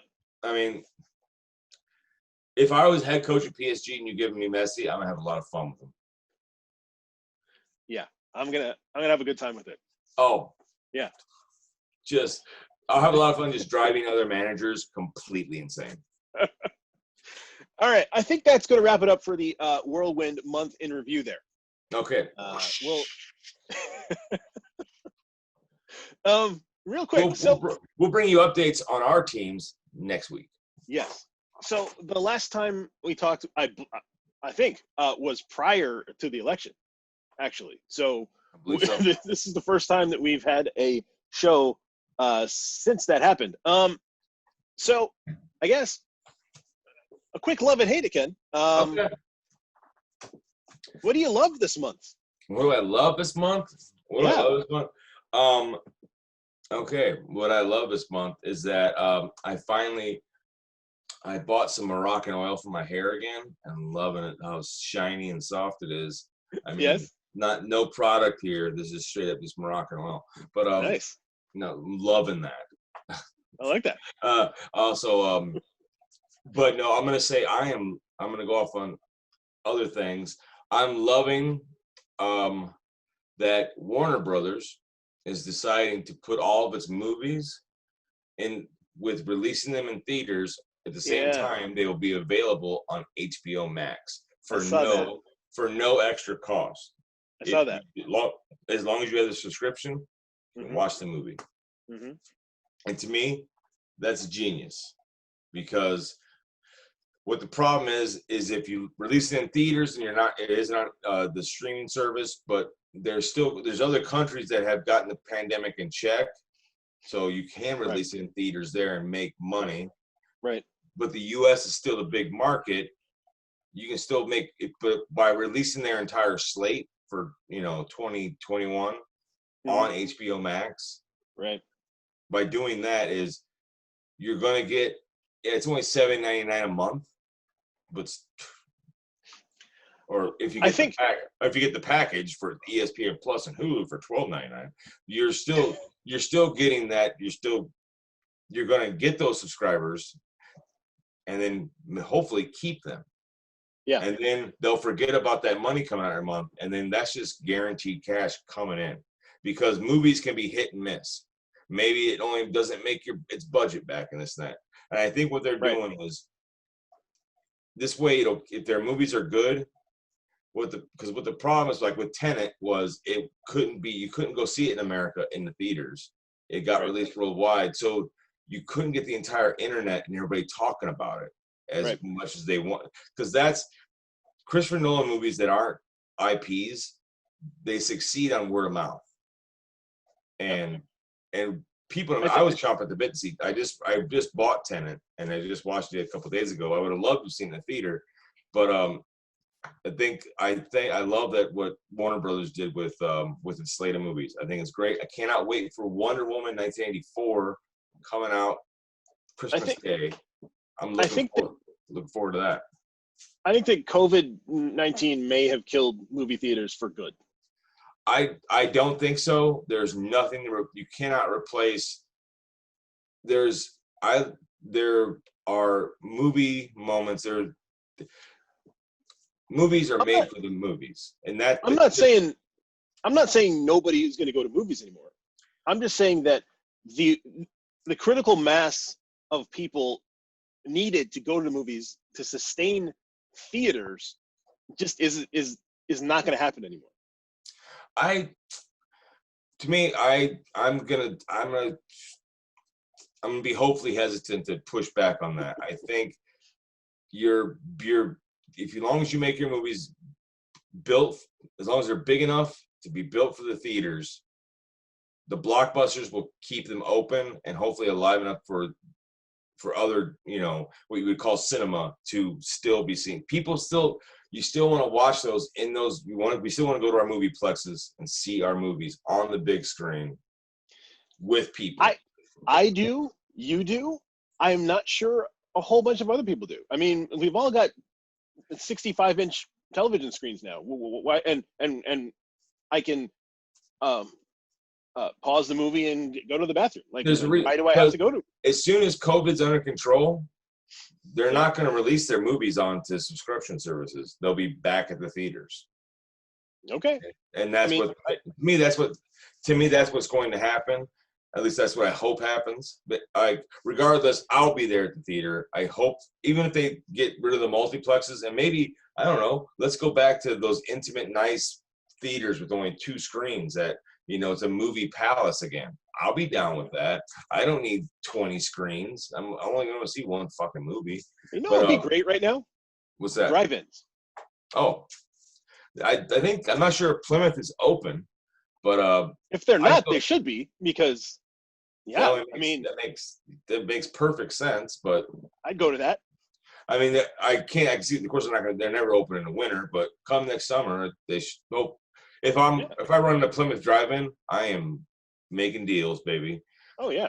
But I love what Warner Brothers is doing, because I was looking forward to seeing all their movies, and at least this way I get to see them. And also, I love season 2 of The Mandalorian. If you don't have Disney Plus, get it and binge The Mandalorian season 1, season 2, and just that 1 week of free subscription service. I'm not gonna spoil anything. Have you watched it? I have not. Oh my god! I won't go into big spoilers, but I'll say, like, this last episode of the season. Yes. Twitter told me that it was the best 10 minutes of television ever invented. It was. I don't know. I cried like a little baby. Like, Yeah. I was watching what I was watching, and then all of a sudden, like, my eyes got watery, and then all of a sudden there's just tears coming down my face. I just got a big smile on my face, and then it's just like, I went through a roller coaster of emotion. I went from like being like, oh my God, this is the most joyous I've ever felt, to being like, oh my God, it's the saddest thing I've ever felt. And then, oh my God, that's the cutest thing I've ever seen. And then, oh my God, I was just a mess. It was exactly what it was fan service, but fan service that fit the story. Okay. It made sense in the story. I hate fan service for fan service sake, just to get it in there. I hate that. But the way the season it broke down, it made sense for it to lead to, okay, yeah, this makes sense. Right. And it makes sense. And you give me this awesome 10 minutes that is just like, I thought I wanted it. But one thing about it is, I'll say this, there are toxic fans that started talking about the sequel trilogy and how much, oh, this is the reason why, blah, blah, Rian Johnson, this and that. It's like, no. just let it go. Just let it go, man. Like, why doesn't anyone blame JJ? He's the real problem. But anyways, I digress. But I know I loved. You could make that argument. So, I mean, the only reason that Ryan had to do what he did is because JJ made Luke a MacGuffin. I mean, because I still say this, Ryan got put in a bad situation. It's like, if Luke doesn't cut himself off from the Force, then he let his friends die. Yep. And it's like, would you rather have Luke be a hermit or a bitch? I'm gonna go with what Rian Johnson did, because I think that's what the fans haven't done. They just looked at every movie by itself. They didn't realize the decisions that were made in the first one affected the second one big. Right. I mean, they just look at the second movie like how Luke was like, well, Brian did the best what he did. This is the Luke that JJ served you. So Ryan, I agree with you. I disagree with a lot of the people who trashed the second film. Rian Johnson did the best with what he had. The second film was the best of the new trilogy. To me, it returned Star Wars to Star Wars. It made, it made people could have the Force. You didn't have to be a Skywalker. I mean, it was a lot better movie than people give it credit for. But what we always say, do not let fans run your TV shows, movies, or sports teams. Exactly. And what Disney did was horrible with The Rise of Skywalker. Just flat. I mean, to me, Disney should be like, this is what happens when fans run your movies. You get that piece of shit. Ask any writer of any accomplishment who they write for, and they will not tell you they write for readers, they write for fans. Great writers write for themselves, and people find whatever truth they see in that, and they like it or they don't. And that's how, when you make something to be consumed, you're not making art. No. You're making commercials. Yeah. And what do people fall in love with? What are the kind of characters that people grow and then grab onto? Art. Or when a writer writes for story and for character, he's not thinking about what Twitter said or what the internet said. That's what the reason why you fell in love with these movies, because someone wrote it like that, you dumbasses. But I digress. But I loved Mandalorian, and I love Warner Brothers for what they're doing. What do you love, Mark? I love that there are only 8 more days in 2020, Ken. This year, have you seen my favorite television commercial? Yes, I'm old. I still watch TV. My favorite television commercial of the year, Ken, is the Match.com one with Devil? Satan and 2020. Yeah. Oh, that is the best. I guess that is the most accurate. I guess Ryan Reynolds made that. Oh, did he? Yeah, it was like, I guess he produced it or something, or wrote. I mean, that makes perfect sense. Because it makes perfect sense. It showed up on his Twitter, and I think Match.com had his company, or like they. I mean, it is brilliant. It's absolutely it encompasses everything about 2020. Oh, everything. It's everything. a chef's kiss. It's a chef's kiss right there. It's perfect. I'm often loath to see years go because that means I get older. but this one. This one could not be over fast enough. You can have this one, man. Yeah, you can take this one back. I don't need it. I don't want it. And you're also, I know you're going to take next year too, but I've got hope for next year. I see things coming to end next year. Yeah. I hope. At least a chance. At least that's my hope. That there are things that come to end next year. There are certain people coming out of houses. There's certain people going in the houses. There are, there are plagues that could end with certain steps being taken. Yes. But that depends on some things. Yeah, I mean, it's not. We haven't crossed that. Line yet. We've got 28 more days till that crossing happens. God. So who knows what can happen between now and then? But at least we will be rid of 2020 in 8 days, and no one can take that away from us because that's going to happen regardless. So I am thrilled about that. I'm loving that. What do you hate? Oh, what do I hate? What do I hate is I hate all the naive and silly people of this country who think that with the voting in of President Joe Biden, that things are we just go back to normal. Everything's going to go back to normal. Are we doing that again? Really? Really? I hate that. This all makes sense as it comes together. I hate that Joe Biden thinks that once Trump's out of the White House and he'll just fade away, and that all the Republicans will stop being crazy and they'll come. Everything it'll just magically, like it's like a bad dream. We're gonna wake up. The country will collectively wake up from. The Proud Boys will go away. Racism will go back to where it was under Obama. It'll be hidden in the woods with militias. No. I'm sorry, but no. What I really hate is the Republican Party. I've been thinking about things. Is everybody been telling me that Donald Trump is the reason? He's the reason for all this. Why they're acting this way and this and that. I'm like, no. What Donald Trump has done is he has allowed them. He showed them that you don't have to be this like before him. Yeah, you would lose an election based on a gaffe or a simple mix-up. But what he has done is Donald Trump has shown is Sarah Palin cracked the door for idiots and extremist right-wing candidates. Yep. With her being that vice president, the worst thing the Republican Party ever did was pick her as VP by not properly vetting her.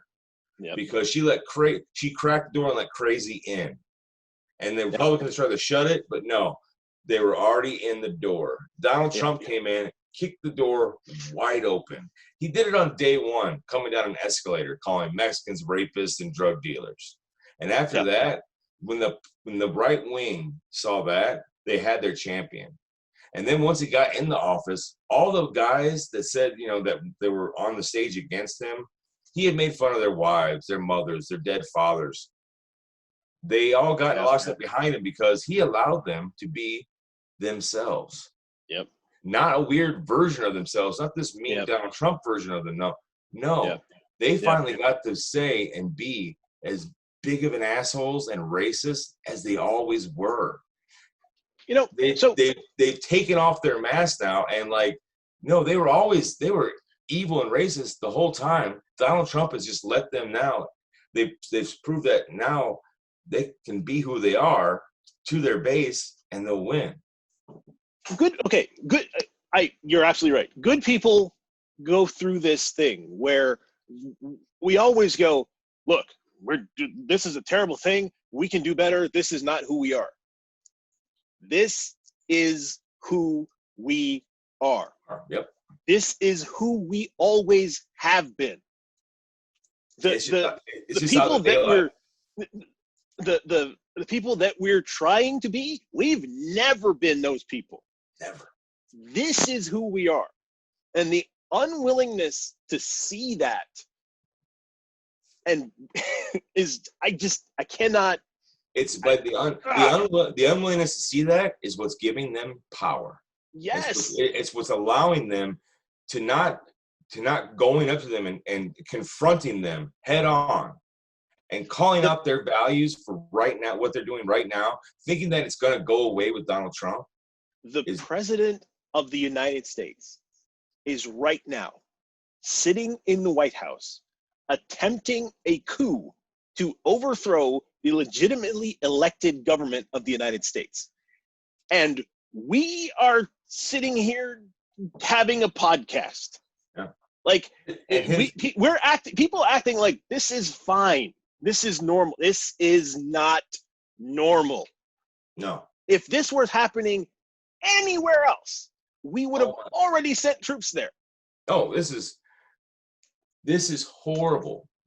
This is setting a worse. And the Republican Party, I hope they realize what they've done here. They've just broken 200 years of tradition of the transfer of power.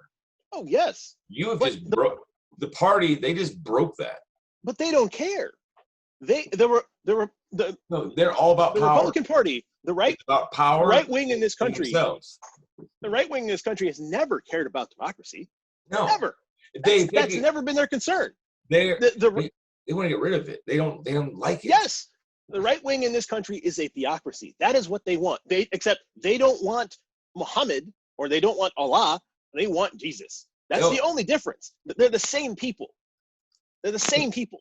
What they want, what they really different want, God. What they want is money and power under the. What they want is the evangelical, the wealth prophecy or the wealth preaching, prosperity gospel. Prosperity. That's what they truly are. Is about. Yeah. It's about. That's why Mitch McConnell held up this bill, and that's now getting fucked over by Trump, because Democrats wouldn't go along with, letting corporations just have a get out of jail free card for any COVID lawsuits that might come the way. Yep. It's like, and they fought for that. So for 9 months. How any American could vote Republican is just blows my mind. Is that you are so brainwashed, you believe that you're not as good as a corporation. You believe that corporations deserve their subsidies or welfare. Corporations deserve welfare. You don't. But no, not me. That's my personal. The only reason I'm in financial trouble during this pandemic is my own personal fault. It's everyone's personal fault. But we need to help out these corporations, but not the state-run things. No, state-run those things that's the state. We don't need that. It's like, you dumb fuckers. That's teachers. You're defunding the police by accident, you dumb fucks. I mean, they don't understand. What I hate is people trying to tear down the government when they don't even understand how it works and what it does for them. They don't understand how it works. They don't understand who it is. They don't understand what it does. They don't understand anything about it. But they've been told since birth, that the government is the problem. Ronald Reagan would blow his head off if he saw this Republican Party, because they use that line of government being the problem. Ronald Reagan would be thrown out of this Republican Party. Ronald Reagan would be a Democrat at this point. Yeah, because all of our politics, Joe Biden is not a Democrat. Joe Biden is a moderate Republican. our politics in this country have shifted so far right. Yes. I hate most of the Democratic Party are moderate Republicans. I hate Joe Biden. That's who they are. I hate Joe Biden as a candidate. Can't stand him. His policies are horrible. You know why? Because they're Republican policies. They're more this neo-capitalist bullshit that people say is normal. He's a Republican.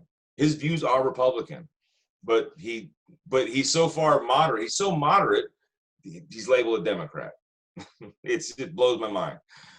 But I hate the fact that the Republican, the Democrat, people on the left, and moderates all around, and these independents are so stupid. They think that this all goes, that people are going to calm down and go back to their corners as soon as Donald Trump leaves. I'm sorry, folks. The Proud Boys and the right wing just invaded the Oregon House of Congress, the Oregon State building. They just broke down. They just kicked in the door, waving the 4-4, went in there and disrupted government. Isn't it weird though? Isn't it weird how none of them were shot to death? None of them were arrested. If it was a bunch of black people that did that, they'd have mowed them down like the grass on a summer day. Yeah. And weird how that works. It's just so it is infuriating, because this is what we're gonna have to deal with from now on, is these Proud Boys. And the worst thing about it is the police are working with the Proud Boys. Every interview I see this one guy went around to this Proud Boy thing, he's just interviewing them. And they're asking like, "Oh, you're left wing." He's like, "No, you can go on my thing. I'm just here. All I do is I interview and I get people's side of the story. I don't take judgment. You don't believe me? Here's my podcast. Here's my YouTube page. Check out my videos. If you want to come back and talk to me after you see it, right ahead." And he was just letting them basically hang themselves. And he hasn't like the one guy started saying like, "Yeah, the police, we confer with them," and he just let them. So you talk to the police. Oh yeah. We have their support, and we communicate with them, and we can do some of the things that they can't. It's like, so you're telling me the cops are in bed with the right? I wouldn't have saw that coming. And they let the Proud Boys walk around with the AR-15s, policing the streets and doing the scare tactics that the police can't be seen doing because of the fucking iPhones. But let's let the right wing boys, militia guys, do it, because and then we'll pretend to arrest them. It's no secret that a substantial, I won't say most because I don't think it's most, and I won't say a lot because I don't know, but a substantial amount of police officers have those sympathies. I'll say most. I'm gonna go. I'm gonna go ahead and call it. It's not a secret. We've known this for a long time. The LAPD used to recruit from the Klan. That wasn't a secret. They're working with them now on the streets. The right wing can do it at once out there, but proper peaceful protest by Black Lives Matter gets shut down hard. But a bunch of country boys with their pickup trucks can run through shit and run over this and then have their guns. They're not the problem. It's those people that are singing songs and marching down the street for equality. They're the problem. Yeah, this is an America that, it's burning. It's Mark. This is bad. I started really looking at it, man. This shit's going down. We're going downhill. Like Trump, we were teetering. Trump just pushed us over it. We are not in a good place. He's going to leave and make a bunch of money now. I know he made as much money as he could during presidency, but now. Well, look. The one thing that gives me hope here is that, yes, as awful as things are, 80 million people said no. We don't want any more of this, and that was And that was 6 to 7 million more than people who said, we want more of this. I understand it's nowhere near the spread that I would have wanted. There's nowhere near what it should have been. But at least he wasn't reelected. What would that have said about America? Thank God. Now, the only thing that needs so the next to me, what I'm hoping, I wanted to play a little game, like make up. Okay, the left, make up your favorite, pretend you're a QAnon guy or a right wing supporter, and come up with your own crazy conspiracy theory. Mine is Trump is using this. That's why he's going to hire that Susan Collins woman, that crazy woman that said Castro was hiding the vote. Sidney Powell. Yes. He's going to hire her to run the special counsel to investigate this stuff. That's all just a smokescreen, a red herring, because by firing everybody at the Pentagon and this massive leak that just happened with Russia being in all of our intelligence systems and defense and basically knowing everything we have now, he let that happen because there was no great breach. It was someone let them in. And he's always been a Russian puppet. He's let them in. He's using this election thing to hide that. That's why he got rid of all the higher ups at the Pentagon, put his own people in place. I believe he had a shredding party. That's why he stopped letting the brief go to Biden's transition team. The Pentagon has stopped giving them security briefings. It's like, that's weird. Why is no one? This is the bigger story. Like, quit talking about this election nonsense. The other thing, this is the story. The other thing that we need to realize is how much of the system functions on the basis of a gentleman's agreement. That's got to that's got to end. We do so many things. The U.S. government ran on gentlemen's agreements. Yes, we do so many things that just happen because that's the way we've always done it. There's no that if there was ever any doubt, the Constitution is just a piece of paper. It does not. The laws of the United States have no defense against an executive unwilling to enforce them. They don't. Yeah. That's the way the system was designed, with the assumption that the better angels would always prevail. That there would always be some men of conscience or some women of conscience now that would say, no, this is enough. They didn't see this coming.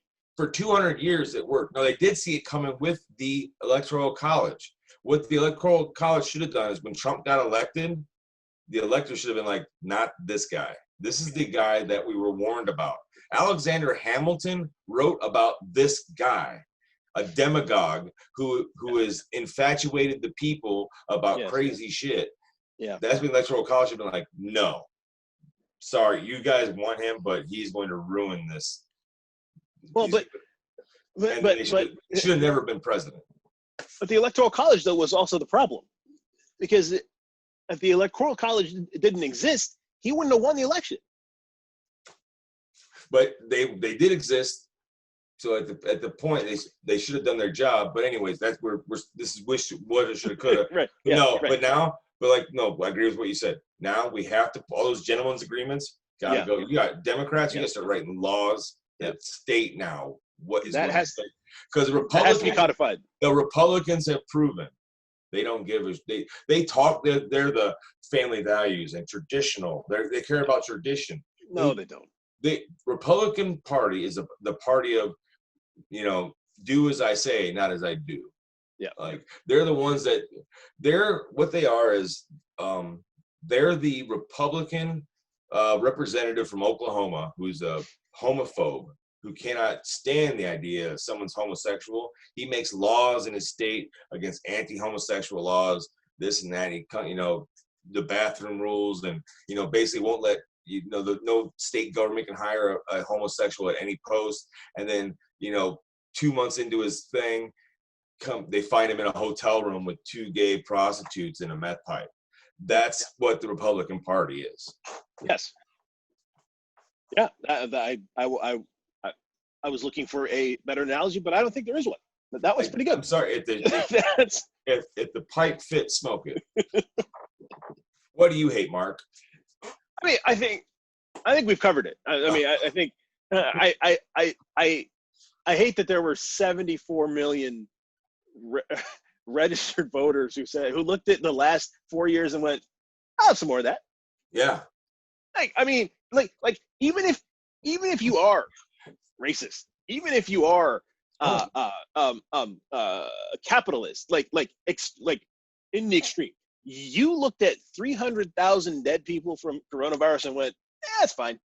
Remember, Mark, most of them, these are low people on the totem pole, and a lot of people of color. If I'm a racist, I'm like, fuck yeah. Yeah. Well, but now, the CIA making crack. Guess who's got the COVID now? Black people. Exactly, and now it's a problem. Oh yeah. Get that vaccine out, boy. Black people are the canaries in the coal mine, man. What happens to us will happen to you. It will eventually happen to you. It will. And it'll most likely be worse because white people, you have no self-control. And you're idiots. No, but what it is, what is done, the reason why 74 million people voted for it, because it did not, they voted, again, it was mostly poor white people with no education. That's his base. Why is that his base? Because one, they're stupid. Two, by him being in the office and him talking, see, he doesn't talk presidential. He talks with like a fourth grade vocabulary, so they understand what he's saying. And what he's saying is, but he basically is an asshole. He says a bunch of mean shit about people, and they make what Donald Trump does is he's make those uneducated white voters that are white trash. He makes them feel powerful. He makes it feel like they're represented in government. They see themselves in him. You're absolutely right. Here's a question I have, because this is the one thing about the election that has confused me a little bit. He actually lost popularity amongst white male voters. He got a smaller percentage of white male voters this election than he did last time, but he got 2 percentage points more from white women. Now, I've always been told that what appeals to the white male voter about Trump is, like you were saying, he's an asshole. He does whatever he wants. He goes. He's rich. He goes where he wants. He does what he wants. He says whatever he wants, and there isn't anything anybody can do about it. And that's what appeals to men, right? Yep. So, but how did he end up with less male support this time and more female support? Bitches be crazy. That's the way. That was horrible. I'm sorry. I'm sorry. That was horrible. I didn't mean that. I did not mean that. That was just I'm sorry. You set it up. It was like you just tossed it up, and it's like, it's live podcast, people. Things happen. I'm sorry. That's just too perfect, man. But no, I'm sorry. But no, it's when you're dealing with that many percentage points, I think what happened is there were too many white males that lost their jobs, and maybe that was it. And then those females must have, white females, just like white men, they like that power. White females get more out of it. They feel like they can talk more shit. And you're looking at quite a bit of that too. The uneducated voter, the uneducated people in this country.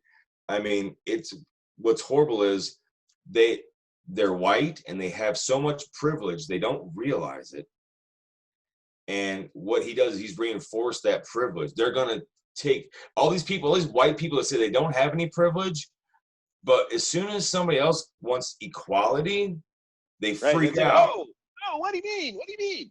It's like, but wait a second. I thought you didn't have any privilege, so why would you care if someone's equal with you?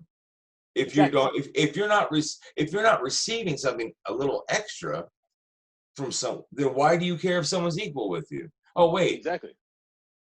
You must know in the back of your head, I am getting something out of this color of my skin. So I've got to defend that. It's the fear in this country, the fear amongst white people, and this is not a secret. This has been said historically by scholars who were writing at the time. White people are afraid that if people of color accumulate power, we will treat them the way they've treated us. Just like after slavery. When slavery, we were trying to ship as many Africans back to Africa because white people were scared. Exactly. There were more slaves than there were actual white people that, well, if we set them free, they're going to do to us what we did to them. And that has never happened. It's never happened. The opposite actually happened. Exactly. The slaves were like, hey, man, you know what? Misunderstanding. We're just going to do our thing now. Cool. All right, later. And then all we want to do is work and get paid for it. And then white people are like, oh, I don't know about that. But then white people are so devious. They're like, no, they're up to something. They're up to something. They're playing the long game. What they're trying to do is trying to make us calm and settle. They're trying to make us think that they're normal, but they're actually up to something. Oh, they're up to something.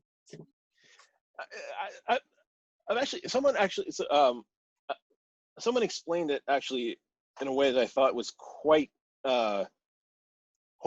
They called it the scarcity mindset versus the plentiful mindset. Yeah. So Europe, right? In Northern Europe, where white folks originate from. Yeah. Plentiful there. You have seasons, and you have a growing season, and you have a season where it's cold and nothing happens, and you can't go anywhere, you can't do anything. Yeah. And so Europeans developed a mindset of scarcity, in that while we have things going well, we must make as much as we can and store it all up for the time where we don't have. In the rest of the world, in the lower latitudes, where sunlight is more plentiful and the temperatures do not drop below freezing, there was never really a shortage of anything. You can grow year round. People could just go outside and find what they needed, and those people were like, well, okay, I have everything I need, so it's cool if you get some too, because there's enough for everybody. And then those two mindsets have kind of continued, and we're still kind of locked at that point. Oh yeah, and that's why with capitalism and the way the factory, they make as much of a thing as they can, is they might make it. That's why with our mindsets of how no one really looks anymore about big projects for the future, or building things that you won't enjoy yourself, but will better the nation. Yep. As much as one last thing, the Republican Party is so horrible. They're selling short this nation that they say they love. And the most thing I hate, the worst thing Donald Trump has done, and this is what scares me the most. This is what I've never been scared for this country, and I've said it before, is that one thing I loved about America, about the one thing that made me love America, was no matter how bad it got, I could always count on Americans coming together when it was bad. We were a dysfunctional family. We're a country made up of all the other countries. But the thing about it is, when you're an American, we fuck with each other enough. But if somebody fucked with us, or if there's a tragedy, we would band together and we'd all agree on it and we'd get shit done. Right. Donald Trump has said no. That's when I can take. He basically went little finger and said no. Chaos is a ladder, and he used chaos to what he's done is he took away empathy that Americans had for fellow Americans. There is no more empathy. The right and the left, where they would come together at moments, he made sure to constantly rip us apart, to where we don't. Republicans were saying they would rather hug a Russian than a Democrat and shit like that. It's like, he created QAnon. He didn't create it himself, but it was created underneath him, a conspiracy theory that Democrats, you don't just like their policies or how they govern. They're actually evil. they're evil now. You Right. hate them because they kill babies now. And there's people that fucking believe this. That Democrats shouldn't even have rights. They should be killed, some of them believe. And this is the country that we're going to be starting off with the next president.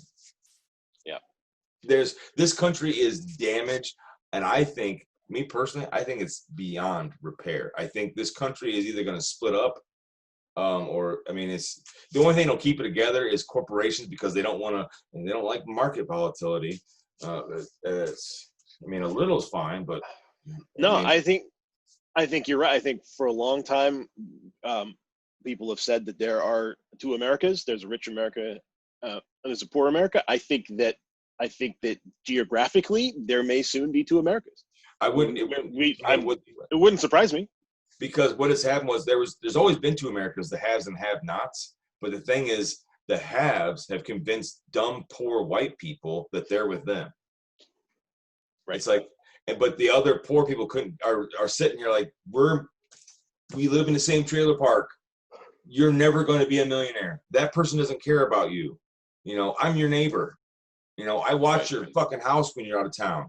Why don't you trust me You don't trust me anymore because I'm a Democrat? Are you fucking serious?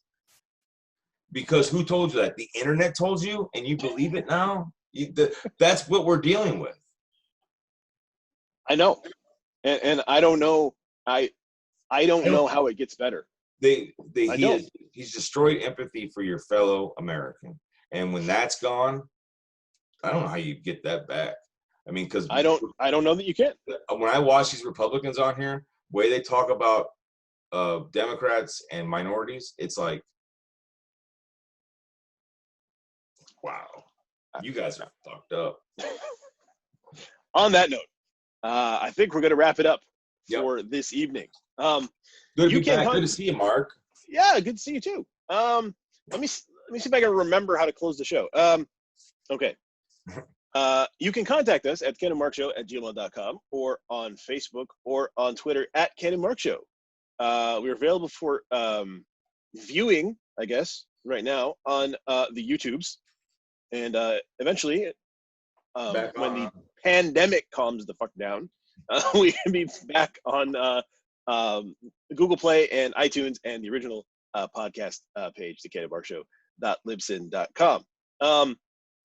Almost got all the way through that. All right, yeah. So good job. Good to see you, man. If I don't get to see you again before Friday, Merry Christmas, Happy Holidays, whatever it is you do. Hopefully we can do one of these before the new year. Let's do like we can do our year-end awards. That's right. That's the next episode is year-end awards. The year-end awards. All right. Good night, everybody. Later.